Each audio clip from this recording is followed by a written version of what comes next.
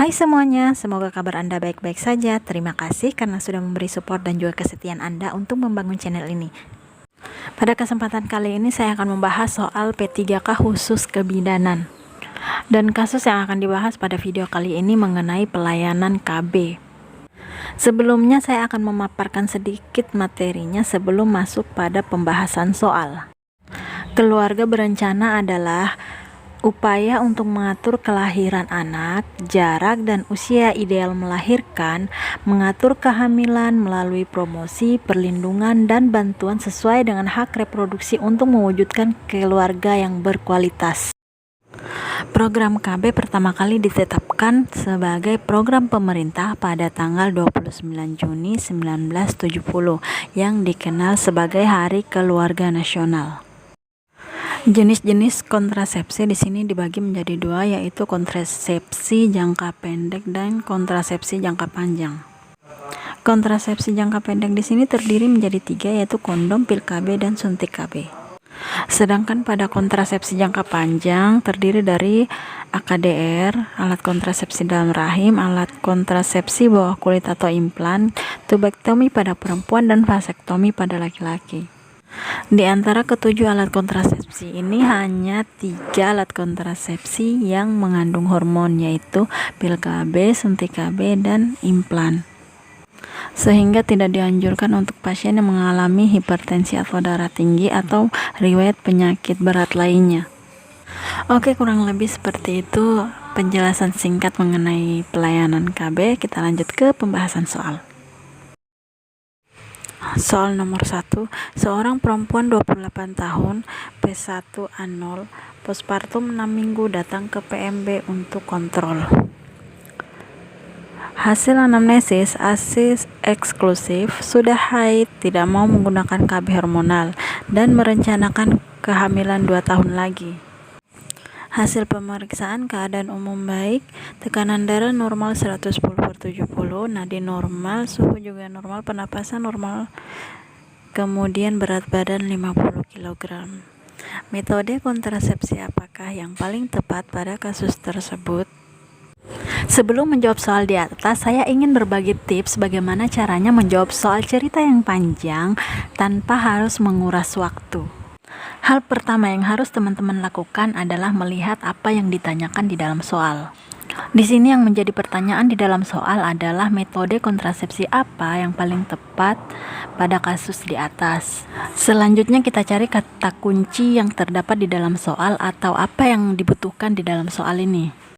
Di sini terlihat bahwa yang merupakan kata kunci di dalam soal yaitu ibu postpartum 6 minggu, kemudian ASI eksklusif, dan sudah haid. Kemudian ibu tidak mau menggunakan KB hormonal dan merencanakan kehamilan 2 tahun lagi. Yang menjadi garis besar permasalahan di dalam soal ini bahwa ibu ingin menggunakan KB tapi tidak ingin menggunakan alat kontrasepsi yang mengandung hormon. Sampai di sini sebenarnya kita sudah bisa melihat jawabannya. Yang benar adalah AKDR atau alat kontrasepsi dalam rahim atau IUD, karena alat kontrasepsi ini tidak mengandung hormon. Sedangkan pada suntik KB, AKBK atau pil KB mengandung hormon. Sedangkan MAU adalah metode operasi untuk wanita. Lanjut nomor 2, tapi sebelumnya jangan lupa klik tombol subscribe agar kalian selalu mendapatkan info terupdate dari channel ini. Seorang perempuan umur 25 tahun akseptor kontrasepsi oral kombinasi datang ke puskesmas dengan keluhan muntah-muntah disertai diare. Hasil anamnesis menggunakan kontrasepsi 3 bulan yang lalu. Hasil pemeriksaan keadaan umum baik, tekanan darah 100/60, nadi 70 kali per menit, suhu 36 derajat Celcius, dan pernapasan 28 kali per menit. Perut tidak kembung, tidak teraba massa pada abdomen. Rencana asuhan apa yang paling tepat dilakukan? Oke, baik, di sini yang ditanyakan adalah asuhan apa ya? Asuhan kebidanan yang harus dilakukan. Di sini permasalahan yang kita lihat dalam soal adalah ibu mengalami muntah-muntah disertai diare setelah menggunakan kontrasepsi 3 bulan yang lalu. Kemudian setelah dilakukan pemeriksaan di sini kan ditemukan hasil bahwa perut ibu tidak mengalami kembung. Kemudian tidak ada massa pada abdomen. Itu artinya ibu sedang dalam keadaan tidak hamil, sehingga kemungkinan penyebab ibu mengalami diare dan muntah-muntah karena ibu mengkonsumsi pil kombinasi sejak 3 bulan yang lalu. Sehingga asuhan yang paling tepat adalah menganjurkan ibu untuk memberhentikan sementara penggunaan alat kontrasepsi tersebut. Jadi jawaban yang paling tepat adalah D, menganjurkan untuk berhenti minum pil.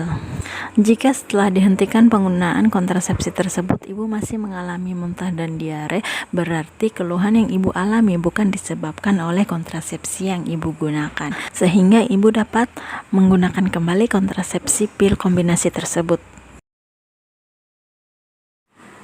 Soal nomor 3. Seorang perempuan umur 25 tahun, P1A0, nifas 6 minggu ingin konsultasi KB. Hasil anamnesis tidak ingin memiliki anak lagi, tetapi ibu tidak mau menggunakan alat kontrasepsi. Saat ini ibu menyusui eksklusif dan ibu belum haid. Hasil pemeriksaan keadaan umum ibu baik, tekanan darah 120/80 mmHg, nadi 84 kali per menit dan suhu 36,8 derajat Celcius, pernapasan 20 kali per menit dan berat badan 59 kg. Yang menjadi pertanyaan dari soal ini adalah metode kontrasepsi apakah yang paling tepat pada kasus tersebut. Kalau teman-teman ingin mengerjakan soal ini dengan cara cepat seperti yang tadi saya jelaskan, boleh teman-teman langsung saja membaca soalnya, kira-kira apa yang ditanyakan, dan langsung cari kata kuncinya. Namun di video ini saya harus membaca secara keseluruhan untuk menjelaskan lebih detail sehingga teman-teman bisa lebih paham. Oke, langsung saja kita lihat kata kunci yang terdapat di soal. Di sini ibu nifas 6 minggu, tidak ingin memiliki anak lagi atau ingin menunda ya. Kemudian ibu ini tidak ingin menggunakan alat kontrasepsi. Saat ini ibu menyusui eksklusif dan belum haid. Sehingga jawaban yang paling tepat adalah E, metode amenorelaktasi. Metode amenorelaktasi adalah metode kontrasepsi alami yang bersifat sementara yang dapat digunakan setelah persalinan. Syarat atau hal-hal yang harus diperhatikan dalam menggunakan kontrasepsi ini adalah ibu harus menyusui secara eksklusif, yang berarti dimulai hampir penuh selama 24 jam dalam sehari, termasuk malam hari. Ibu harus menyusui bayi kurang lebih 8 kali sehari. Syarat selanjutnya yaitu ibu harus dalam masa belum mengalami menstruasi. Jika ibu sudah mengalami menstruasi, maka metode ini tidak dapat digunakan lagi karena ovulasi dapat terjadi setelah menstruasi. Pada ibu yang menyusui eksklusif, ovulasi tidak akan terjadi sampai 10 minggu pasca persalinan.